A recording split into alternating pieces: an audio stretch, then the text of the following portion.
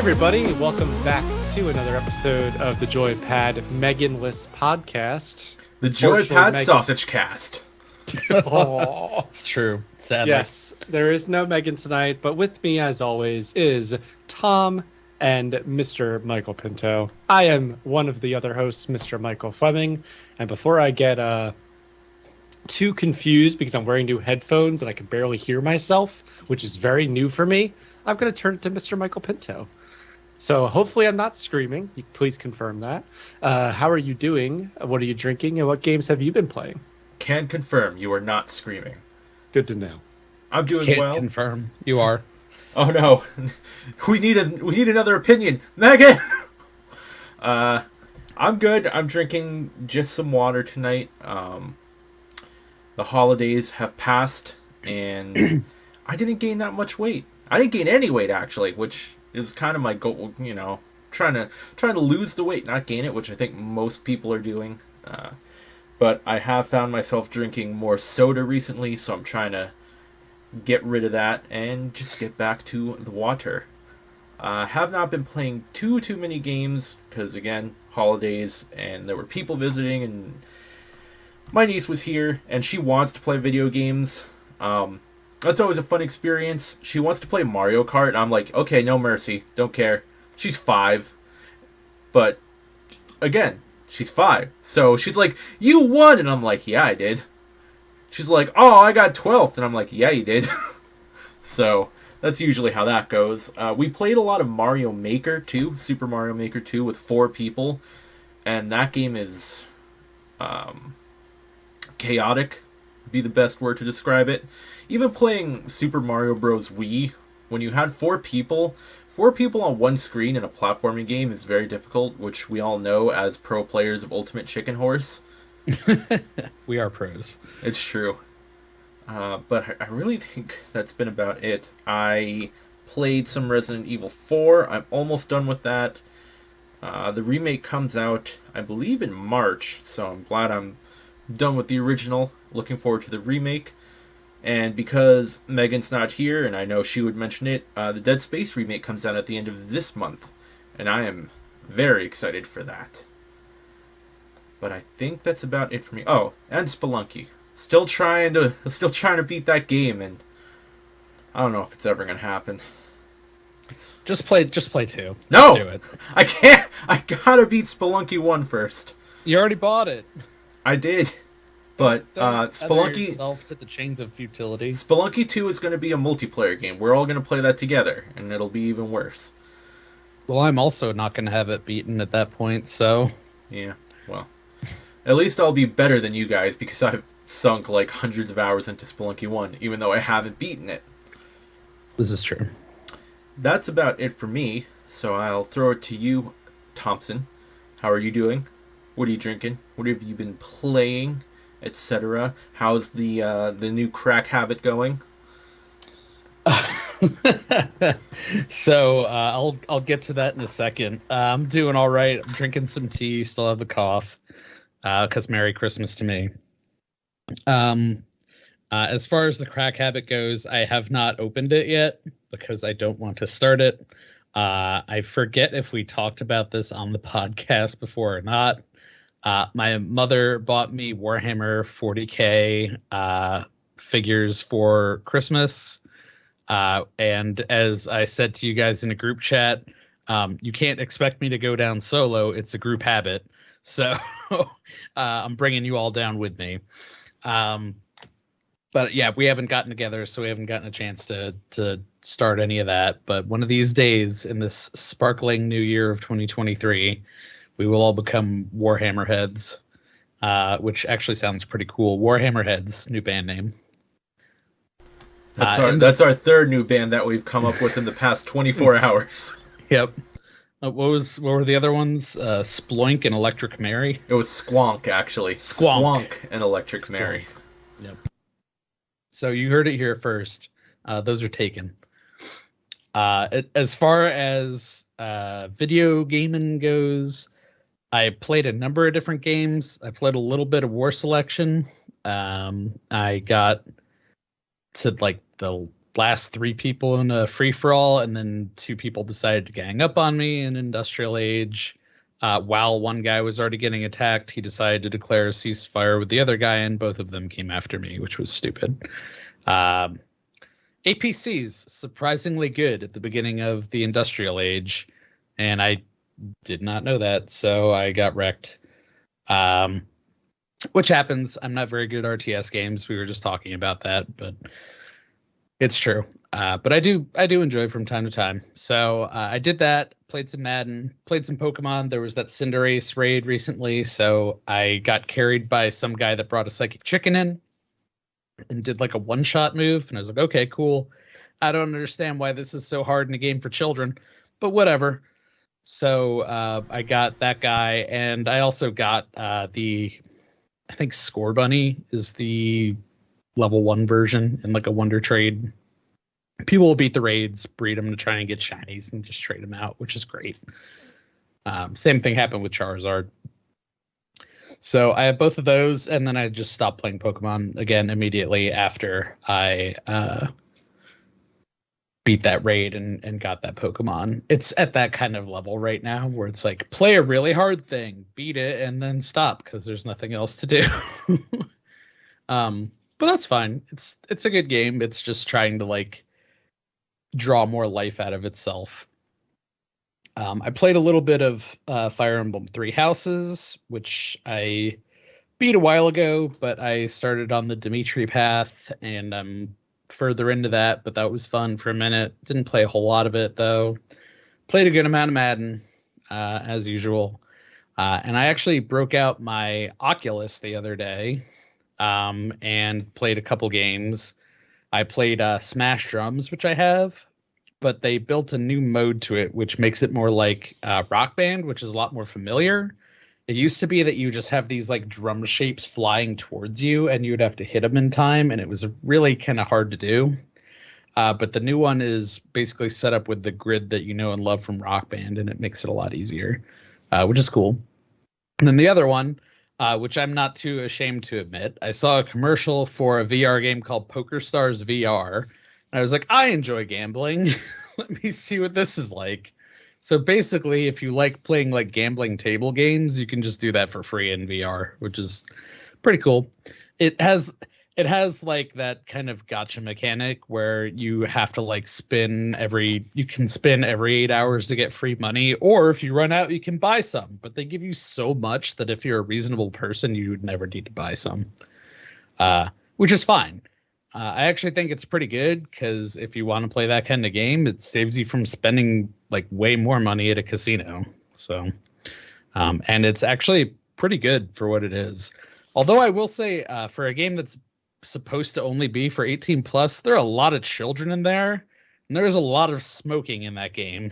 So you just have a random child show up next to you in like a craps table smoking, be like, I don't know. Oh, I was gonna say, is there voice chat?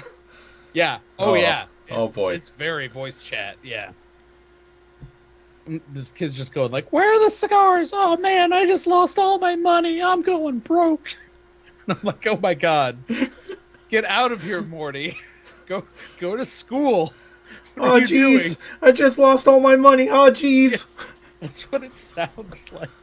And it's so obvious, man. It's so bad. But it is pretty entertaining. And my favorite thing too is you can just throw shit all the time. So like, if you have like a bad hand of blackjack, you can just spawn in like a mug of coffee and just throw it across the table. And then as soon as it's done crossing the table, you can spawn in another one and just fucking do it again.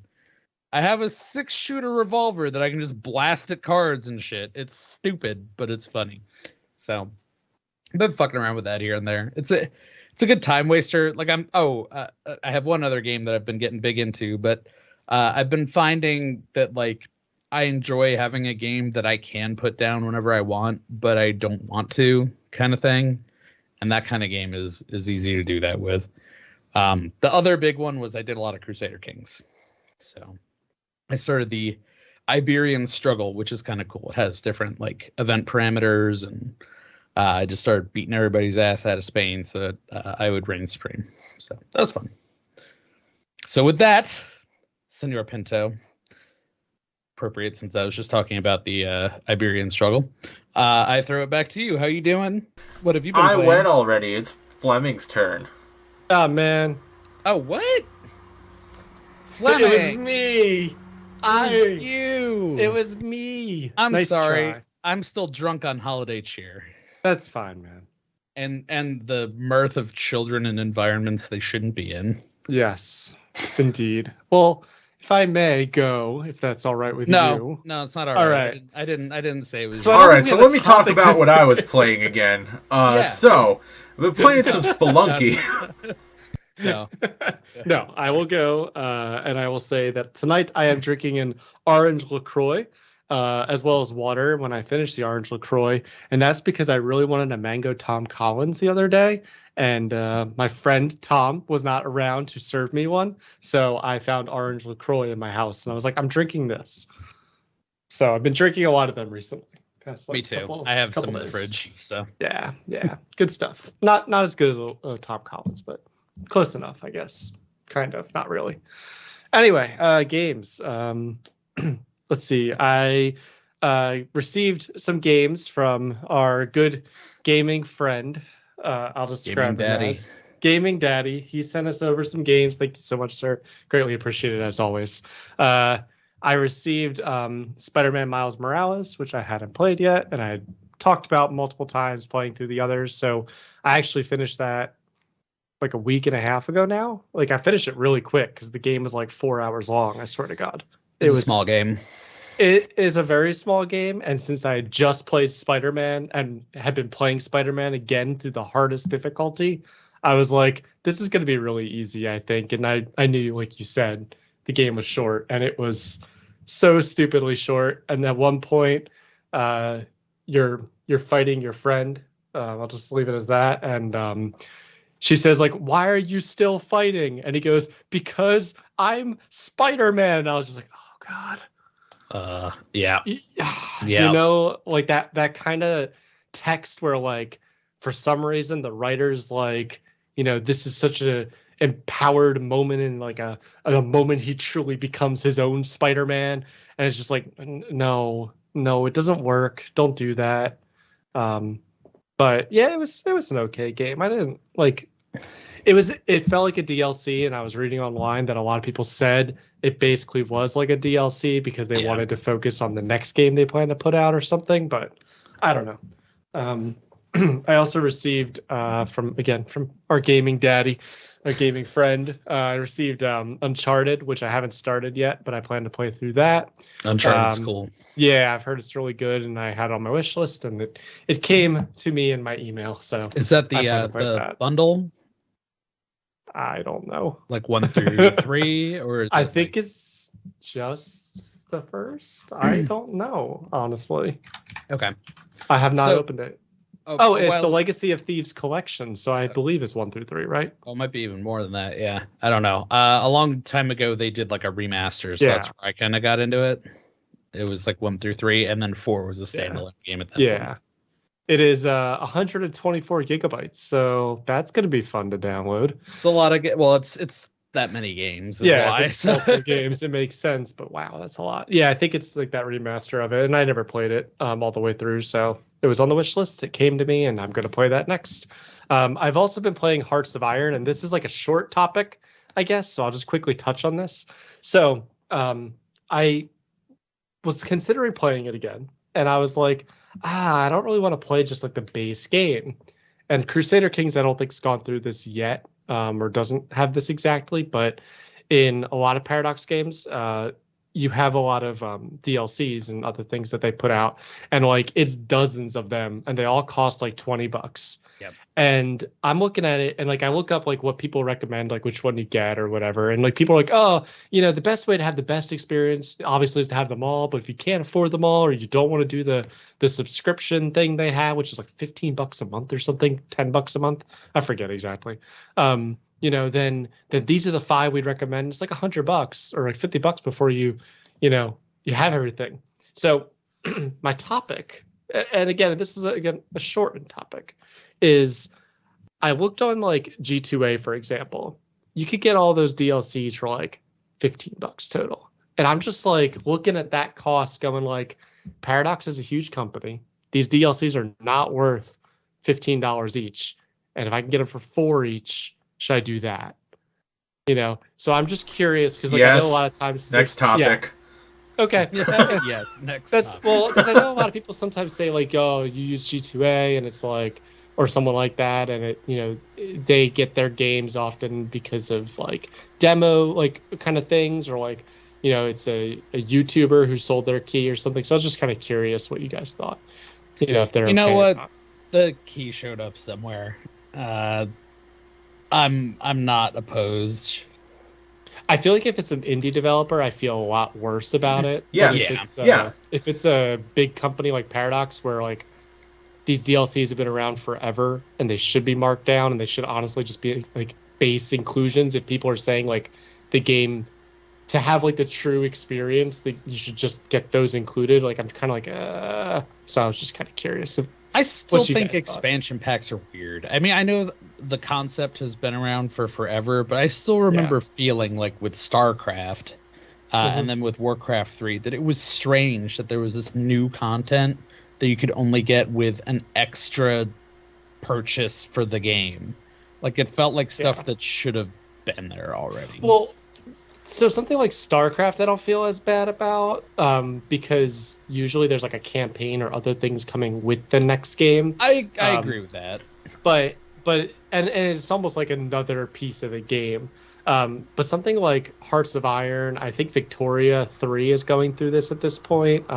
Victoria 3 just came out. Yeah, it just came out, but I know a lot of people are saying the same thing, where it's like there are fundamental things that you cannot do unless you purchase this DLC, and if you don't have it, like it's a shittier experience. It's a really bad experience. Yeah. Like I'm trying to think of Paradox games are like that because they introduce new mechanics in the different like DLCs and stuff like that. And that's true. That's actually kind of the case with like Brood War too.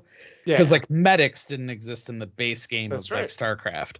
So I actually played a lot of not like vanilla StarCraft back in the day without Brood War. And then as soon as I got into Brood War, it was completely different. So it was, I don't know, it felt like I kind of handicapped myself by not playing Brood War as far as, the competitive aspect goes. But yeah, I agree that like having something like a campaign attached to that, or like having additional kind of like story hours is really kind of like what you need to provide. Whereas a lot of the like Paradox stuff is like, here's a new mechanic and like a new like way to play and a couple like new achievements or something like that, which is, I mean, honestly, I'll probably still get some of that stuff. Like whenever new Crusader Kings DLC comes out, I've played everything they've had out so far and enjoyed it, to be honest.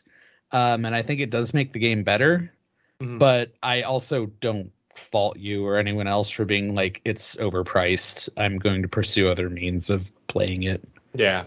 Civilization does that a lot too.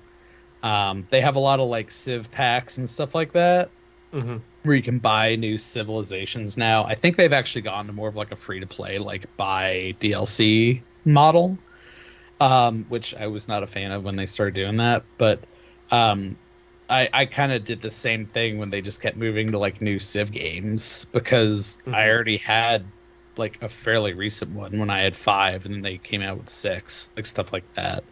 When, let's be honest, Civ is like the same freaking game every time they do it. Yeah, I have not enjoyed Civilization for a long time. Yeah, it's like Madden. Hey, me neither.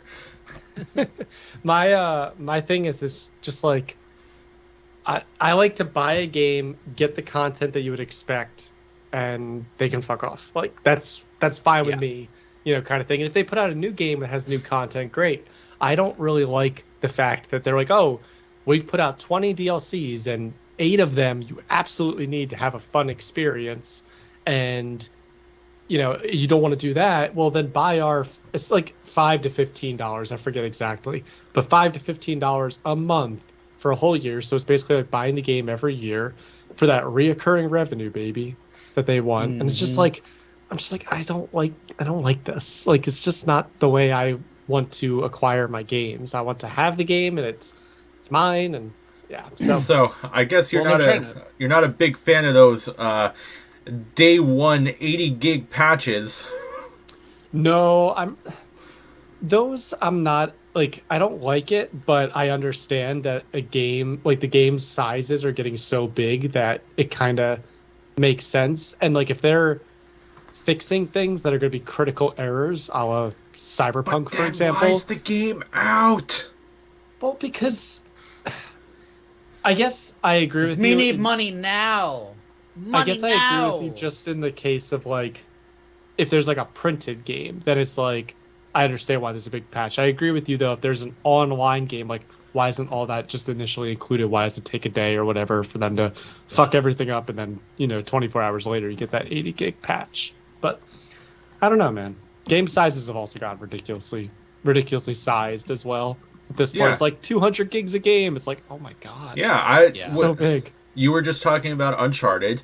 Yeah. I know last time we spoke, I talked about Mortal Kombat, which I had on my computer, and it was over 100 gigs. And then I wanted... There was a patch that was like 80 gigs, and I was like, no, I'm just going to delete the game. Yeah, and like, obviously, hard drive space is getting a lot cheaper, but hard drives take forever to load games, so you really want an SSD at this point to load that's something. why I just bought a new one. We talked about and that like one before. So you bought a 4 terabyte, if I remember right. I did, correct? Yeah, a 4 terabyte. So like, if you start going 100 gigs a game, you're going to be out of space Gone in 40 relatively games. quickly. Yeah. It's like gone in 60 seconds, gone in 40 games. Ah, yes. Starring Gaming Daddy. Starring Nick Cage as Gaming Daddy. Oh, Nick Cage could do Gaming Daddy.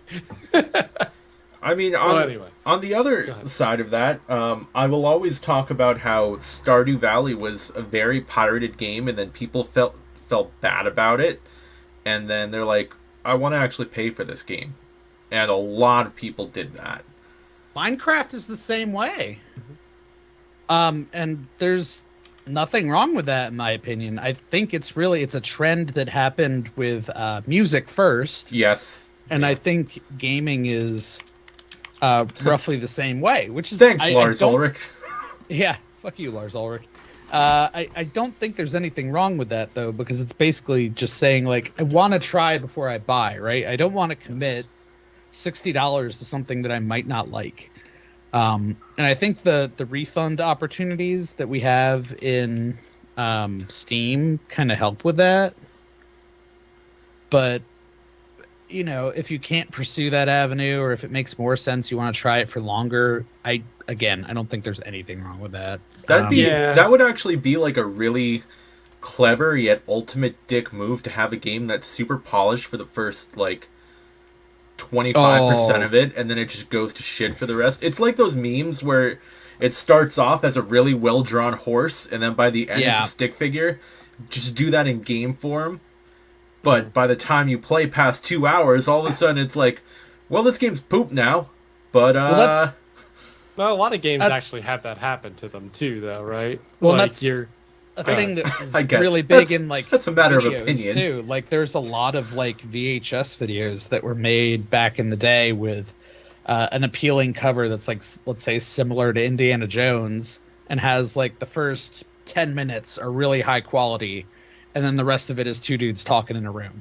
Like, they did that because people are going to screen the video. They only watch a certain amount from the beginning. Looks good, okay. And then it sucks. Like, but you got your foot in the door.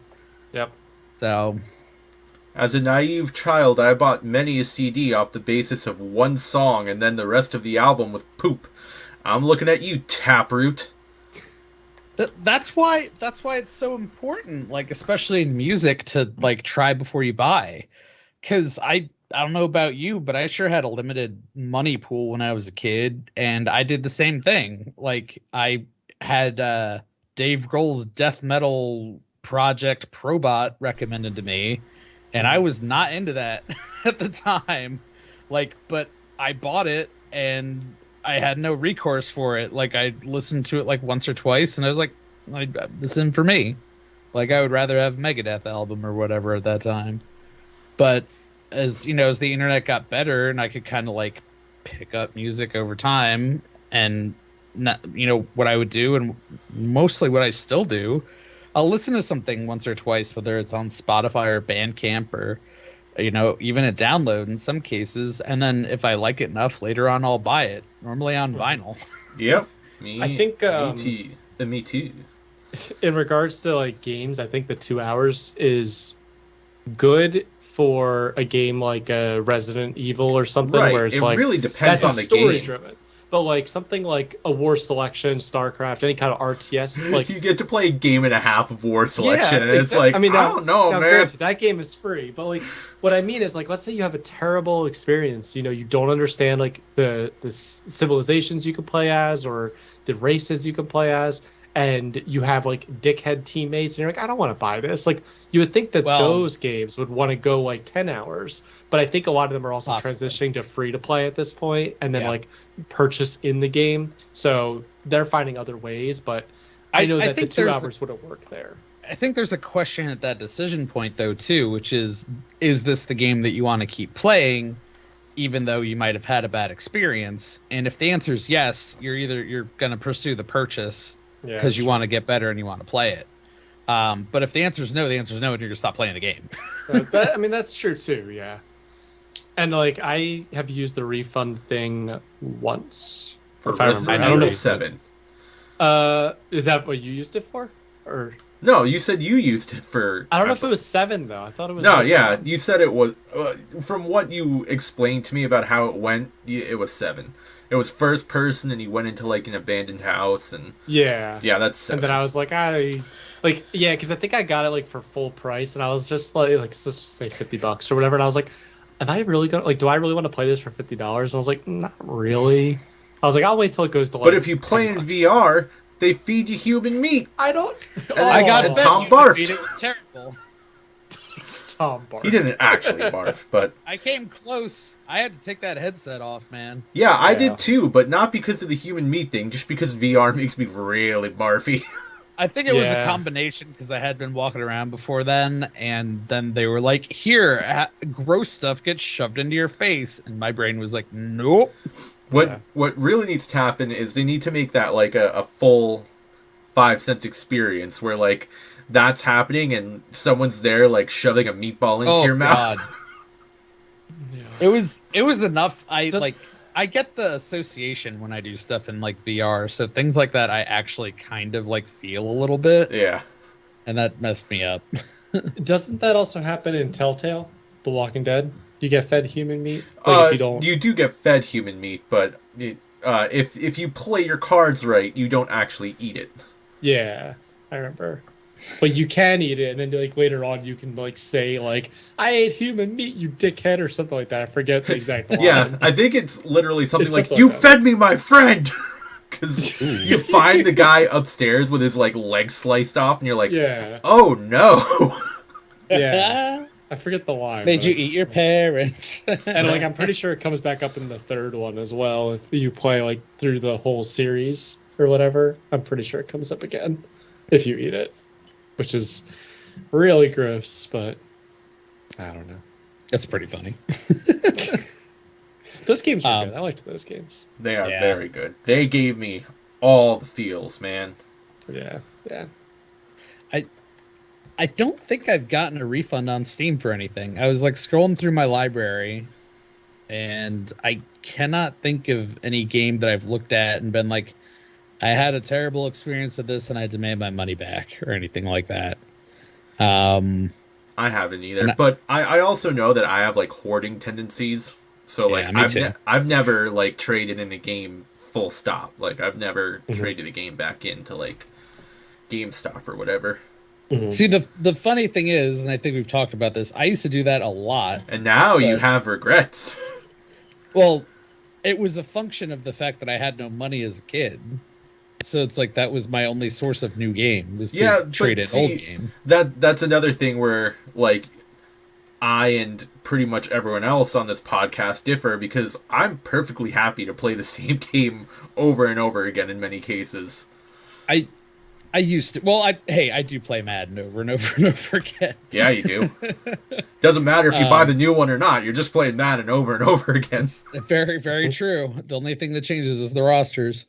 But yeah, I used to play games over and over a little bit more. Again, I think as a function of the fact that I did not have many games, and if I wanted a new one, my option was to trade in what I had. But yeah, generally speaking, I have a hard time like replaying the same story. It's the same reason like I have a hard time rewatching movies or rereading books, stuff like that. Well, that's okay. Different attention spans and ways to get things out of things. Yeah, I mean, I'm not much of a movie watcher anyways, but I love to reread old books too, because I think a lot of times when I read a book the first time, and it's the same thing for video games, sometimes I tend to rush through, and then the second time I take my time and I'm like, oh, like, how did I miss that? It should really be the other way around, but that's not how my brain works, so... Well, I think we've talked about this before. You're more of like a side quest skipper when you play, right? Like you're not into finding and hoarding everything. Really depends on the game, and like, but I'd say yes, because I almost always will go for that second playthrough, and that's when I'll be like, all right, this time I'm doing everything. Yeah, and on the counter, I know I'm never gonna have a second playthrough, so I go for as much as I possibly can in the first. So it probably explains a little bit. I feel like I'm in between you guys. Like, well, yeah, because I was like, you just 100% did Spider-Man and Miles Morales. It's not that hard to. No, I didn't 100% Miles Morales. I like because, like I explained in Spider-Man, in case anyone hasn't played it, you have a lot of missions and other kinds of like, hey, there's a robbery, go clear this robbery, but it's just fight a bunch of bad dudes and then you get a percentage increase. So I didn't bother with Miles Morales. I just wanted the story, and I just got the story done. I was like, that's good enough. I'm done. I was like, going for the next game. But that's the only game I've ever 100%ed that I can think of. But I would say I'm in between you guys because, Pinto, I think like you, like, I'll come back and play it again. But then you don't. But then I don't for potentially years. Like, I just telling you guys the other day that I have 100% of this game before because there's just objectives every mission, but I just played a game that I played when I was like 10 years old again. Like I went and bought the game off GOG for like $6 and I played the whole game again. But you know, I can't tell you the last time I played it before that. So, you know, it's it's rare for me to actually completely get everything out of a story. Like I got Pokemon Sword and Shield, and I never got through the whole like extra side quests and things you could do. I haven't even gotten through the whole game, so. Oh, I mean, I got pretty far in like Shining Pearl, and I never beat it. Oh. So I mean, that kind of happens to me with Pokemon games sometimes. Like because there's a new one every like 2 months. Yeah, all that too. But I mean, like you just get to a certain point and just put it down. Yeah. Like, yeah, all right, it's fine. I'm good. I will say I replayed the Pokemon trading card game for Game Boy Color ? Yes, that game was hard, man. It was hard, but it was fun. Yeah. And like it definitely scratched my my collectibles and gambling itch because you would get those packs and open them up and hopefully get the cards you wanted. I'm still amazed that game exists, man. Like, yeah, here's a video game based on a trading card game. Yeah, and like it's not sequel, based, but only in Japan. Like Yu-Gi-Oh is different because like maybe it's not. I don't know. It just feels really weird that you're playing a video game, but you're playing a card game. It's weird. It's fine. It's Magic fine, the Gathering. Magic's gone online quite heavily. Yeah, but that's like there's not like a story based. Yeah, there's a story to the Pokemon trading card game. It was basically like if you took Pokemon and instead of actually Pokemon, you just played cards against everybody. Mm-hmm. Which is bizarre, but also great. I mean, and like I don't remember how to play Pokemon cards, but if I wanted to learn, I'd just go back and play that game. Yeah, shit was amazing. I mean, about I'd say like 40% of my gameplay time of Final Fantasy VIII is spent playing Triple Triad. So like, as it should be, you know. I don't know if there's a good mini game in a game. Ooh, baby! It's not like Pazak in fucking Knights of the Old Republic, or Tetramaster in Final Fantasy IX, or Blitzball. I know that's coming. I love Blitzball. Shut up. In 8 though, like I don't know if you had the same predicament, Pinto. Like, there was that card mod ability where you could convert the cards into precious materials. But then you lose the card. Yeah, exactly. I could never fucking do it because I had to have the card. Yep. And that was another thing where like you needed to have a walkthrough because Yeah. How the hell the were you rules supposed to spread know who all differently. these- Like yeah, if well, how are you supposed to know who all these people were that had the thing? And if you had like 8,000 cards and the random rule got spread, fuck that, man. Just restart the entire game. Yeah, that's bullshit. I know a lot of people that will, like, especially RPGs, and I think it mostly pertains to RPGs, they'll get very close to the end of the game and then not beat it because they don't want it to be over. That's you, I used to Tom? do that a lot. Yeah. The only reason I do that is if you can't play after you beat the game. So like A lot of RPGs were like that. Maybe not so much anymore. Here's a great example of one I would say. Final Fantasy VII, right? I wanted to use like Knights of the Round against Sephiroth. Like that was something I really wanted to do. But to get Knights of the Round, you had to get a golden chocobo and then go to like the little tiny island or whatever that you couldn't land your airship on. And that was a big process, you had to go through. So that's an example of a game where I like intentionally did not beat the game for a while because I wanted to do those other side missions. I would say for me, the problem is probably more of like not being able to beat the final boss because I was actually trying to have fun and not min-maxing my party. So like, I don't think I've ever actually beaten Final Fantasy VI because I had like 4 characters that I used the whole time. And then at the end, you have to split your party up into 4 different teams, and you've got 4 super strong characters, and then 8 who are like have leukemia. Yes. Oh. Oh my god. Shout out leukemia. Cures are on the way. No, yeah, but that's exactly it. And I mean, without a walkthrough, how would you ever know that that's what you're supposed to do? Without a walkthrough, how would you know that you can wait for Shadow on the fucking island?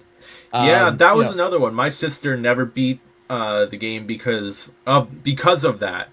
She did not wait for Shadow, and then found out later on that she could wait for Shadow, and she's like, well, I'm not playing this game again. I guess I'm just never going to beat it. Well, and I mean, the other thing is, as a kid, I didn't understand the stat building mechanics. Oh, right, with the espers and all that. Yeah, I don't know that I still really do. Like, some people grasp that really well, but I was 10 or whatever, and I was like, oh, this one's cool. I want to use this one. I'm going to go fight stuff. And it worked until it didn't.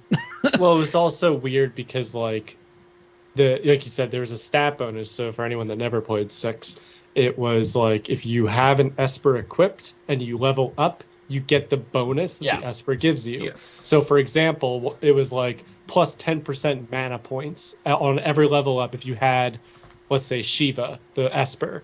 And Shiva had a lot of like really simple skills that you could learn within 10 fights.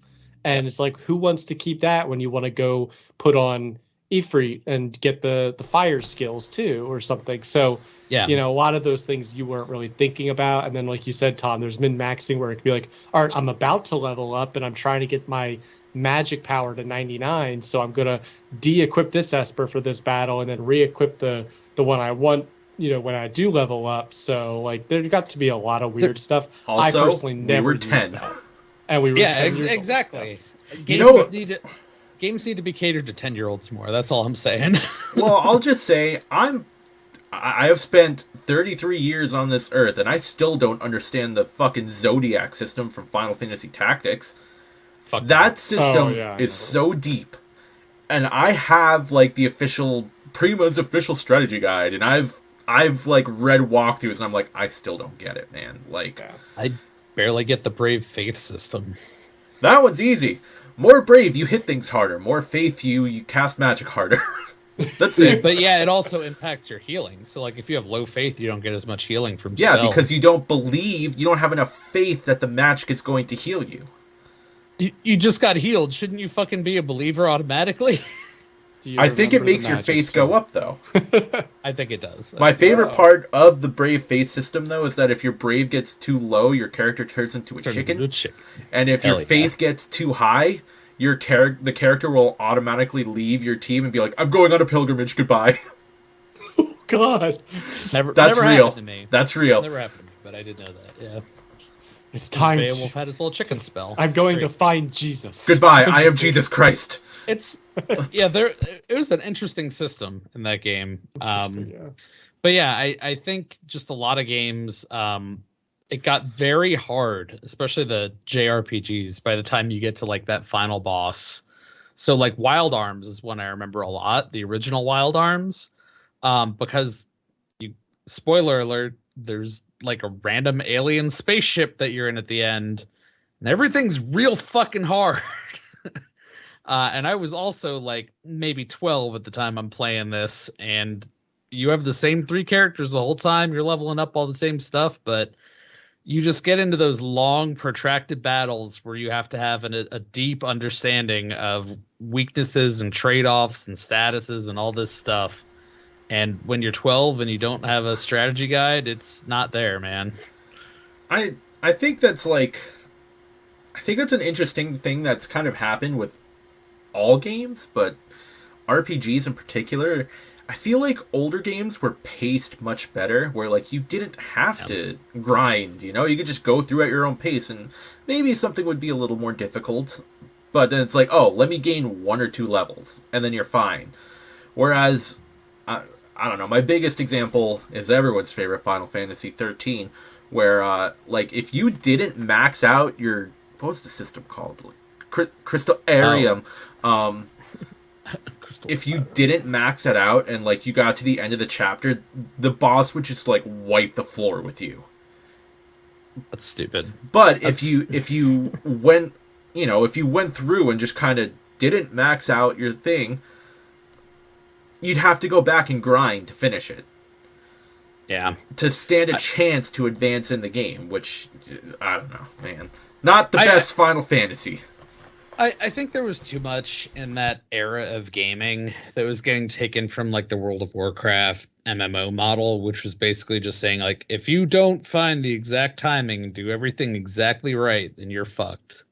And I don't think games should be like that. I think that if you want to have a good game, it should have room for creative problem solving and not just one narrow way of beating something that you have to learn through trial and error. Like, I think that's why I don't like Dark Souls that much, because you will die, sure, and you do learn your way through to like that problem solving, but it's a narrow solution and it doesn't allow for that creative aspect, right? And it's kind of the same thing in those MMOs. Like when you do those raid bosses and stuff, it'll be like, okay, we all have to stand on this platform, and the little platform is going to break, and you have to go through 16 shields, and on the 17th shield, you have to wait, and you have to cast a heal. And it's like, I don't want to build order for like fun, you know? Like I think that's my problem with RTSs too. Like, there's so much optimization that things go through and that people get to, and then it's made public, and then there's an optimal way of doing things, and then the creative part of the creative problem solving is gone. It's just there's an optimal build, and if you're smart enough, maybe you can find a more optimal way of doing things. But for the most part, it's build and react. That's like any competitive game, though, really. Like, that's part of why I stopped playing Hearthstone. Yeah. Also, like, expansions kept coming out and were expensive, and I was like, I'm too poor for this. Also, not having fun anymore. But, yeah, like, when the beta came out, I had so much fun playing that game, and I was pretty good at it because I was unemployed and had a broken leg, and I was like, all I'm going to do is play Hearthstone. I didn't have a broken leg, but I was bedridden after some surgery. So that was, like, the perfect game for me to play. And then I just remember, like, going back to it a while later and being like, my decks used to be good, but where my game gone? Oh, wow. Wow. I agree, Tom, in the sense that I get really frustrated when like games get to a point where, especially competitive, like competitive games like that where there is that optimal way to play. Because like I personally love, like I know this about myself. I love discovery and like learning myself. It's a great And if I Daft could Punk just go, album.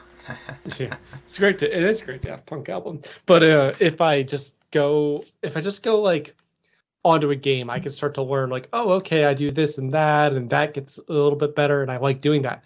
But to like, there's if you just go online, you can find someone who's like, yeah, the best option is for you to like start with 8 probes and then build a pylon, and then you want to build your gateway at 12.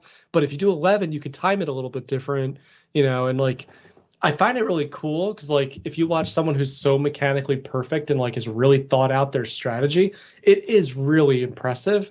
Yeah. But it's not enjoyable for me just to outright steal and copy what they did, thinking that's the optimal way. So like my favorite year of StarCraft was that first like year or so where like nobody knew the best strategy.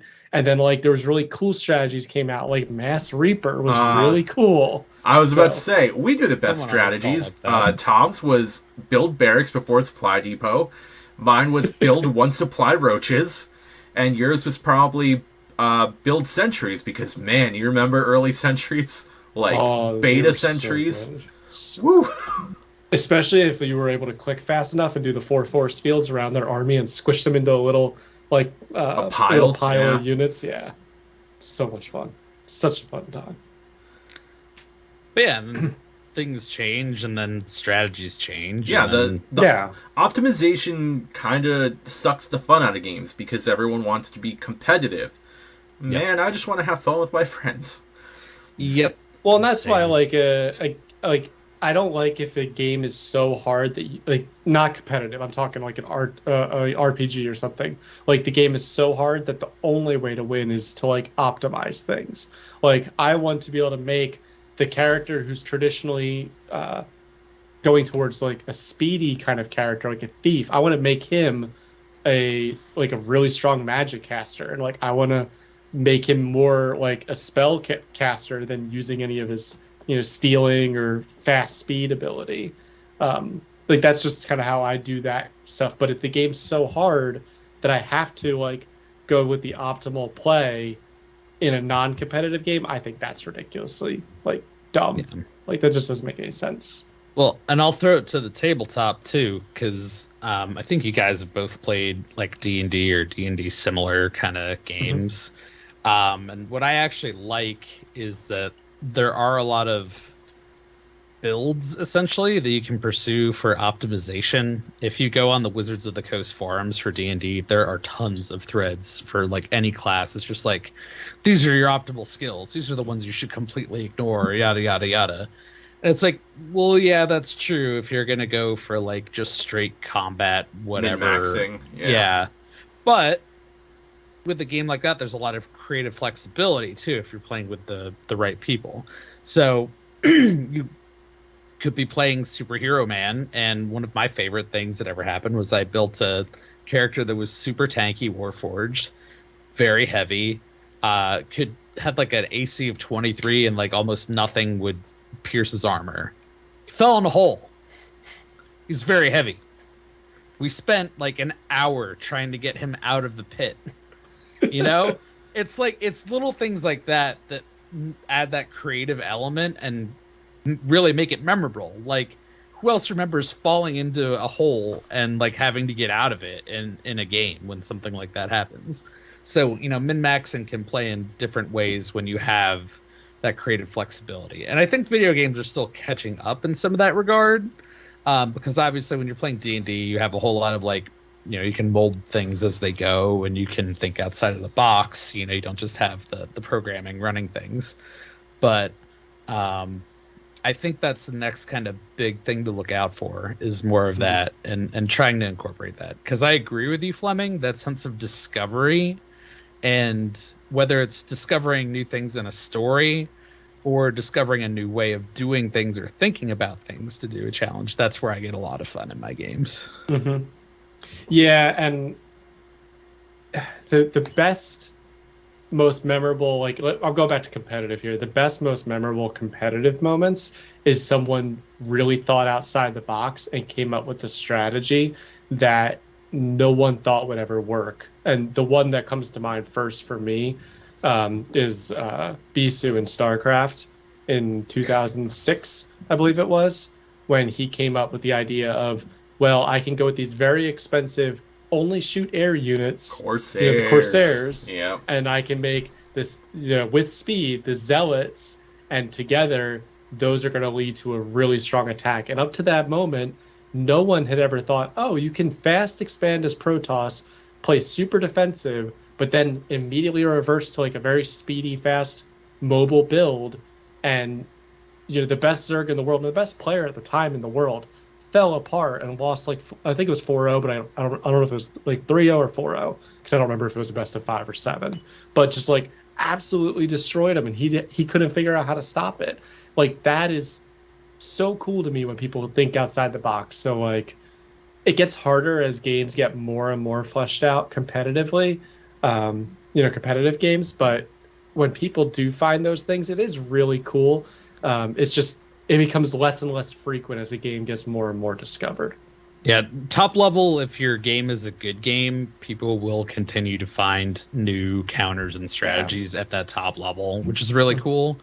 I think for the more newbie of us, meaning myself, you're gonna get beaten by published strats, which kind of stinks. But yeah, exactly. Like you're mechanically not strong enough to start exploring outside the box, and it's just best for you to follow the mechanics that someone else has like already said this is how most games kind of play out. So, and I'm just gonna throw out one other thing. I played a little bit of like Madden Ultimate Team over the break because I felt like it. They had a challenge where you could get Nickelodeon valuable player Mitchell Trubisky, which is hilarious to me. Yes. So I did that, and then I was just playing it for a little bit. So I was like, I put together a decent team. Let me just try the online mode for one game. It pitted me against a guy who had such an advantage in terms of like the players that he had. He had like every like maxed out player that you can have in that game. They were able to get around all of my blockers right away and sack my quarterback in like half a second. They were able to cover all of my guys, force fumbles immediately, get interceptions. Like I had threw like 8 interceptions. All right, you guys know I play a lot of Madden. Like it was ridiculous. And I'm just like, why? Like, why is this the matchmaking that you've done where you've put someone at this level against someone at this level? Like, it doesn't make sense. So keep your matchmaking fair. Welcome to playing competitive games with Fleming.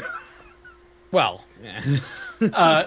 What's weird to me in that case, Tom, is simply that, like, let's say your team overall was like rated as like a 75. Why do they put you against a 99 or something like that? That doesn't make any sense to me. And you could tell, like, you can see the players' names that he has. Yeah. And like they all had like 99 club on the back of their helmet. It's like, okay, so like I'm an 85, 87. Why? That's where you bring out Marty Douchebag. You should have been the 69 club.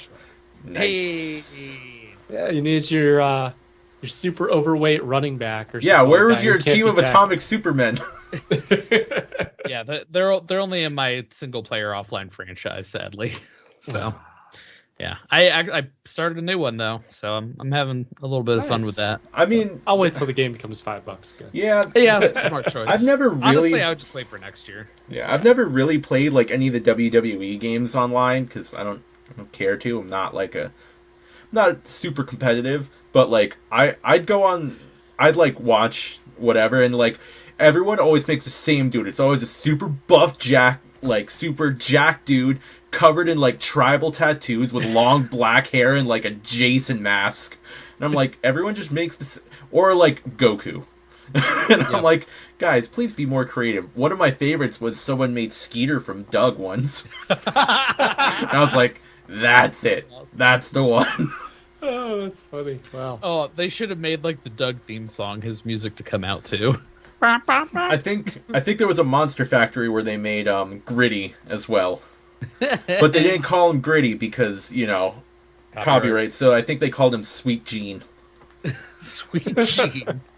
I like Dwayne the Pebble Johnson. I always like that one. Oh yes, and Snack Braff, who is Zach Braff but idealized.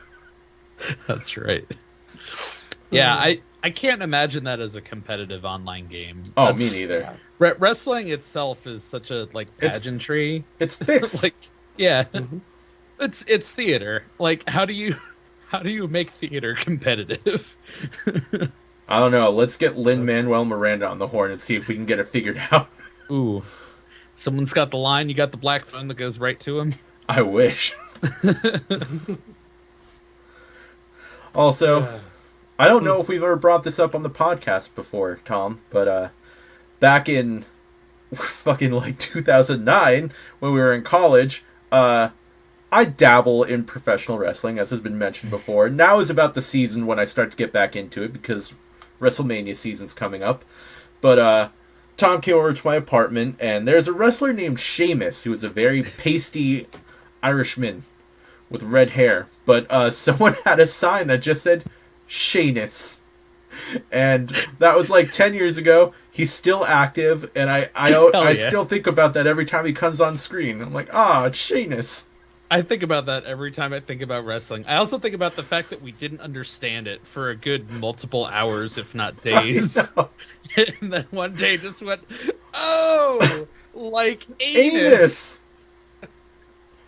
It was a beautiful, beautiful thing. I'm surprised people don't really bring signs to wrestling shows that much anymore, which is a shame. But I have seen a lot of signs at AEW, which is the more like, it's the alternative wrestling company right now.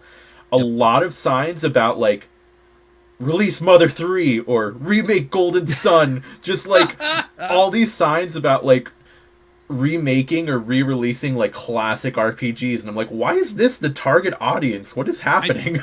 I love the intersection of gaming culture and like wrestling culture and even like some sports culture. Like a lot of athletes now have a lot of like gaming stuff or like anime stuff. Like Myles Garrett from the Browns had like during his draft process was wearing a bunch of like Dragon Ball Z shirts and stuff and is super into like anime and stuff. So it's a lot like cooler to have those things intersect, which is neat.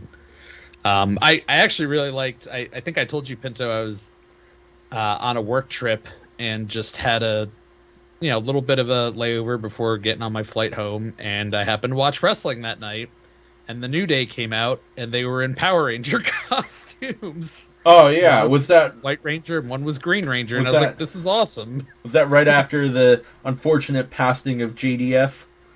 It may have been. I think it was a good couple weeks, but it was after that time for sure. Yep. But it was very cool. It was a cool intersection of cultures, and I was there for it, and I enjoyed it, and I thought it was entertaining. So, in the brief resurrection of G4 TV, which rip again already died. Yes. Xavier Woods from the New Day was like a host on like almost all of their shows. He has a very successful YouTube channel called Up Up Down Down. It's all gaming stuff. He's a gigantic nerd, and also he has a PhD. I don't remember in what, but he's got one. PhD in body slams, bitches. I know a lot of people with PhDs now. I'm not one of them, but that's nor I. No one on this podcast has a PhD, for the record. Nope. But I do want to buy a shirt that says I have a PhD. Just because. Come on, I knew you were going there. Yep, I was just thinking that too. I was literally just thinking of the same joke, and I held myself back from it, but I'm glad that you didn't. No, I was not making a dick joke. I just want to have a shirt that says I have a PhD, so people will be like, in one, I'll be like, I don't really. I'm gonna make the joke after the podcast. I'm gonna wait for it until the podcast is done to make the joke. And I'm thinking of an event where you wore a shirt and then got a lot of questions. So. Oh yes. Yes, we'll discuss that one offline as well. Oh, no. All right, guys, we're rambling and we want to avoid the Ramblecast as we hit 1 hour. So I'm gonna end it unless there's something very important to say. I have to pee, so let's end it. Yeah, let's end it. Thanks, everybody, for listening. Check us out on joypadpod.com, right? And you'll find a link tree there with our Twitter, Facebook, and all those other things. Catch us on YouTube as well. We do have Facebook. So there's still a bunch of games we have to finish, guys. Now that I have I know. normal working hours, we'll have to get back into that. We will have to get back to it. We I have am Jesus Christ. zip lines that need to be built. Yeah. Yeah, we do. All right, everyone. Thanks so much for listening. We'll catch you again in another day, another time, another cast. Tom, end it as you see fit. Always try before you buy with games, and if you have a PhD, you're smarter than me. Also, I might have a PhD, and I'm not going to tell you what that means, but I'll tell the boys later. Stay joyful. Bye. Bye.